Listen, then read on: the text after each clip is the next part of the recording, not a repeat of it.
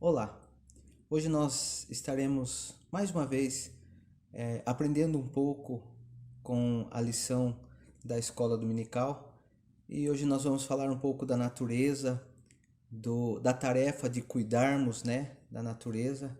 Então gostaria de convidar você das classe Reverendo Jairo e Lírio dos Vales e todos os demais que estão online para que possa meditar um pouco na palavra e meditar um pouco na lição que nós iremos ter neste momento. A nossa lição ela está na revista Teens, que tem como título Deus, Criador e Único. Eu gostaria de deixar com você o recado do Mestre, que diz o seguinte: pois sabemos que até agora o universo todo geme e sofre como uma mulher que está em trabalho de parto. Romanos 8, 22. Nosso texto base, ele se encontra em Gênesis 1, 28 ao 30, que diz o seguinte: e os abençoou, dizendo: tenham muitos e muitos filhos, espalhem-se por toda a terra e a dominem, e tenham poder sobre os peixes do mar, sobre as aves que voam no ar e sobre os animais que se arrastam pelo chão. Para vocês se alimentarem, eu lhes dou todas as plantas que produzem sementes e todas as árvores que dão frutos. Mas para todos os animais selvagens, para as aves e para os animais que se arrastam pelo chão, dou capim e verduras como alimento.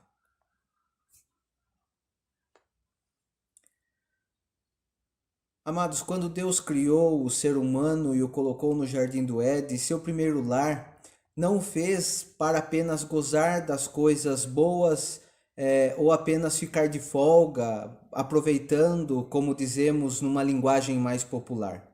Ele o fez com o objetivo de cuidar e manter em ordem a sua casa.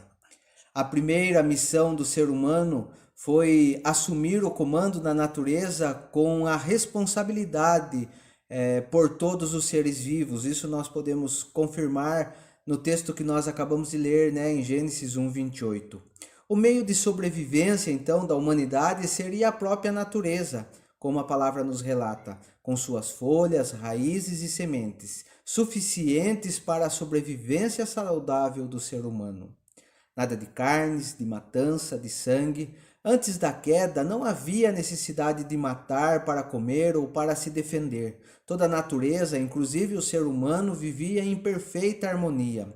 Somente depois da queda, Deus deu permissão ao ser humano para se alimentar das carnes dos animais, com os sacrifícios apresentados, tipo a morte de cordeiros e outros animais, por causa dos seus pecados. Já apontando então, através desse sacrifício, o sacrifício perfeito que viria futuramente através de Jesus, o próprio Deus encarnado, que então religaria perfeitamente o ser humano a Deus através do seu sacrifício perfeito e último.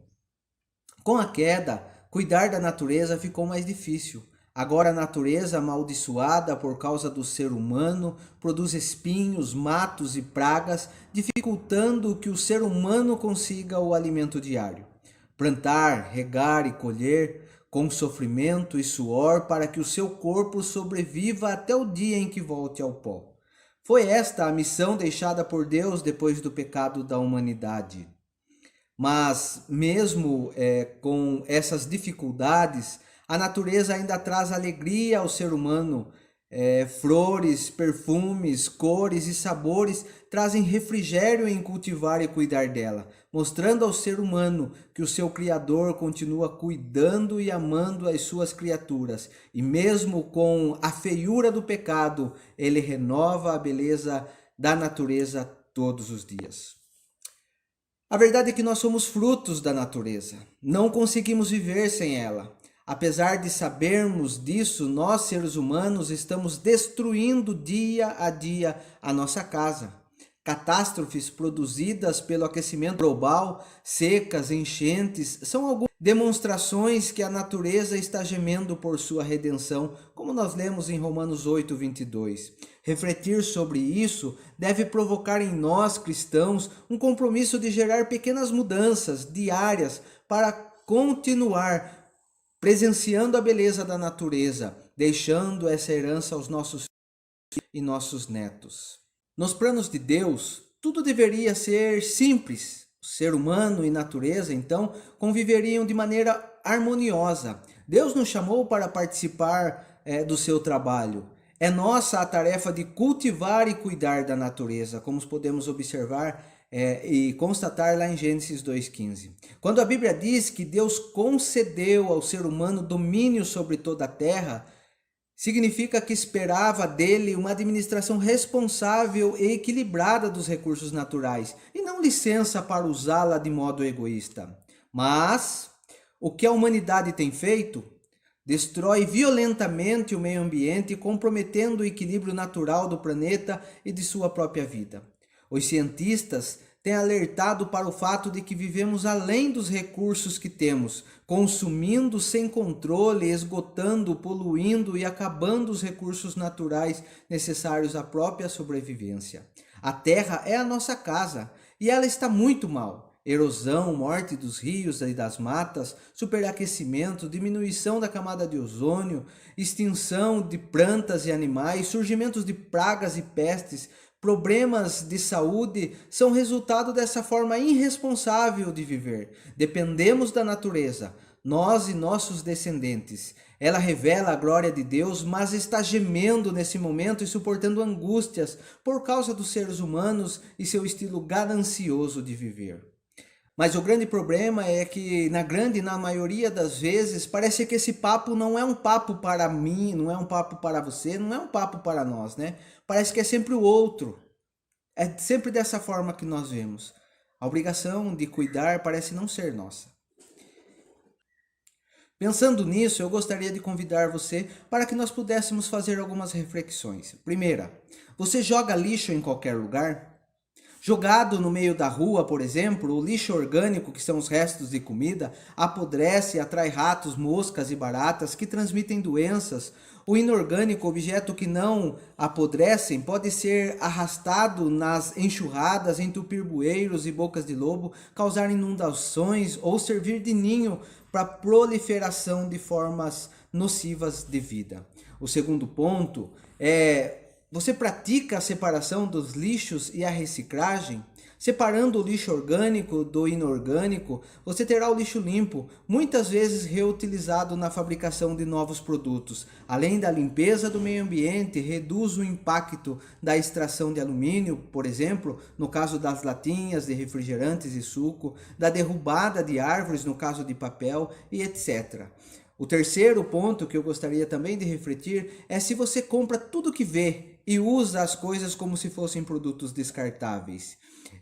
Entretanto, o que nós podemos observar é que nós vemos um mundo numa onda consumista que nos cerca e usa as coisas com desperdício.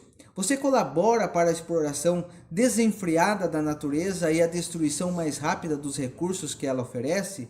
Que tal utilizar pilhas recarregáveis, por exemplo? Controlar o impulso e maneirar um pouco nas compras, usar menos copos descartáveis, por exemplo, doar roupas e objetos em bom estado que você não usa mais para as pessoas que possuem.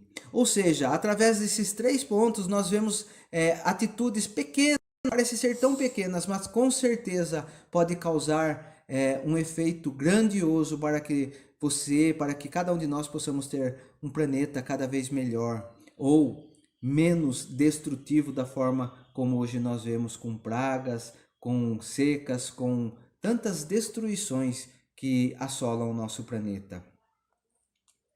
E já passando para o final da nossa meditação, da nossa aula, eu gostaria de deixar um pensamento com você. Nós, cristãos, deveríamos ser os primeiros a apoiar e nos envolver com o movimento pela conservação do planeta. Afinal, Deus nos chamou para cuidar da sua criação. Nosso trabalho e estilo de vida devem colaborar preservando a natureza e não sendo um instrumento de destruição e de satisfação dos desejos egoístas. Eu espero que você tenha aprendido um pouco com essa lição, que sirva para, acima de tudo, para a nossa meditação e uma reflexão realmente se estamos fazendo as coisas certas e colaborando com o nosso planeta. Que Deus possa falar ainda mais ricamente aos nossos corações, que possa nos dar sabedoria, instrução e força para que nós possamos lutar com todas essas questões que nós acabamos de falar, de tratar e tantas outras que poderiam estar vindo à tona. Abaixe a sua cabeça e vamos falar com Deus, feche os seus olhos, agradecer a Ele por tudo que Ele tem feito, por todos os benefícios que Ele tem feito na nossa vida. Senhor nosso Deus, nós te agradecemos, ó Pai, pela Tua palavra, ó Pai. E nós sabemos que, como a Tua palavra diz, a terra geme pela redenção, ó Pai. Sabemos que nós temos muitas dificuldades, ó Pai, e hoje pagamos caro, ó Pai, pela destruição causada pelo próprio pecado, pelo próprio homem, ó Pai, e não sabemos para que lado esse mundo caminha, ó Pai, em tamanha destruição, ó Pai. Mas nós queremos pedir que o Senhor nos capacite, que o Senhor nos dê força, que o Senhor faça com que nós possamos ser instrumento de construção, instrumentos de boas novas, instrumento que irá ensinar, além de fazer coisas boas, ó Pai, a este planeta, aos nossos semelhantes, ó Pai, que nós possamos ser colaboradores, ó Pai, para uma vida melhor, enquanto aqui vivemos, ó Pai. Que o Senhor possa nos ajudar. É a nossa oração, a nossa gratidão por todos os benefícios que o Senhor tem nos feito, ó Pai. Embora nós não mereçamos, ó Pai. Em nome de Cristo Jesus que nós oramos. Amém.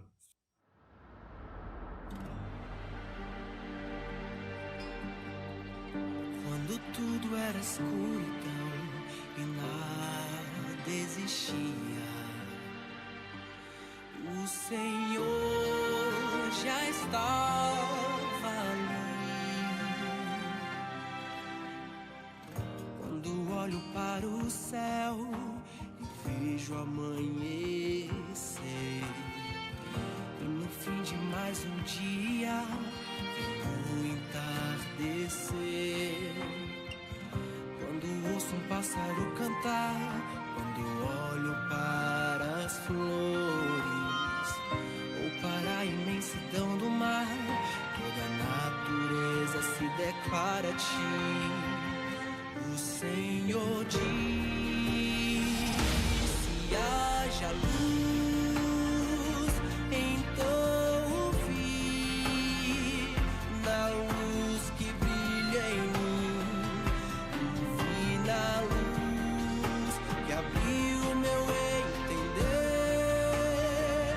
Em tudo vejo, nessa luz o vejo. Quando olho para o céu e vejo amanhecer, e no fim de mais um dia vem o entardecer. Quando ouço um pássaro cantar, quando olho para as flores ou para a imensidão do mar, toda a natureza se declara a ti. O Senhor diz: se haja luz,